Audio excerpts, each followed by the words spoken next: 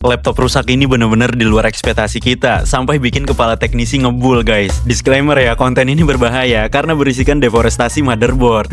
Bayangin aja, kasus ini mengharuskan teknisi kita perlu nyambungin satu persatu jalur yang rusak per layer di motherboard guys. Laptop ini Razer Blade 14, jadi motherboardnya dulu udah pernah diganti, sekarang konslet, dan kata user diinfokan ganti motherboard lagi. Tahu pusing. Ya udahlah, oke kita lanjut aja. Pas dicek ada bagian motherboard yang gosong, dan ini bukan gosong kecil guys. Begitu kita lihat pakai mikroskop, area gosongnya melebar cukup jauh, bahkan kelihatan dalam loh. Jujur ini di luar ekspektasi kita. Di beberapa titik lain juga ada debu lembab yang nempel di mainboard. Dan waktu kita cek dari sisi belakang, ini udah parah banget sih. Gosongnya tembus sampai bawah guys. Nah, di sini mulai masuk ke tahap yang krusial karena motherboard laptop itu punya 7 sampai 8 layer guys. Dan di setiap layer ada jalur-jalur penting yang saling terhubung. Kalau jalur di layer bawah rusak, apalagi kalau tegangan tinggi udah nyasar ke jalur prosesor, itu udah nggak bisa di repair. Makanya langkah pertama yang harus kita lakuin bukan langsung nyari konsletnya, tapi menghilangkan dulu area gosongnya. Oke, di tahap selanjutnya kelihatan jelas efek gosongnya kemana-mana ya guys. Banyak jalur yang rusak, ada yang putus, dan ada juga yang konslet karena panas. Jadi kalau ada jalur rusak yang terdeteksi, kita sambung. Kalau ketemu konslet, kita tandai dan cari sumbernya. Dan kalian tahu apa yang bikin menantang? Di kasus ini nggak ada schematic dan board view guys. Artinya semua murni analisa, pengalaman, dan feeling teknisi. Jadi karenanya effort berlebih akan diperlukan guys. Setelah itu kita kelupas layer motherboard satu persatu buat ngecek jalur di tiap lapisan secara manual, jalur per jalur. Nah, karena ini teknisi kita perlu nyambungin tiap jalur yang rusak. Jalurnya itu kecil-kecil banget loh guys. Oke guys, sekarang kita masih lanjut pelan-pelan. Prosesnya jelas perlu lebih ekstra. Nah, ini nih, coba kalian lihat ada jalur di dalamnya kan. Bagian ini dimana teknisi kita perlu nyambungin satu persatu jalur yang ukurannya kecil banget guys. Semoga aja jalur vitalnya belum kena semua, dan mudah-mudahan masih ada harapan. Menurut kalian sendiri gimana? Kasus kayak gini biasanya dipicu apa guys? Coba tulis di kolom komentar ya. Lalu jangan lupa save, like, dan share video ini jika bermanfaat. Follow juga karena banyak konten menarik seputar servis dan kerusakan laptop. Sampai jumpa di video selanjutnya.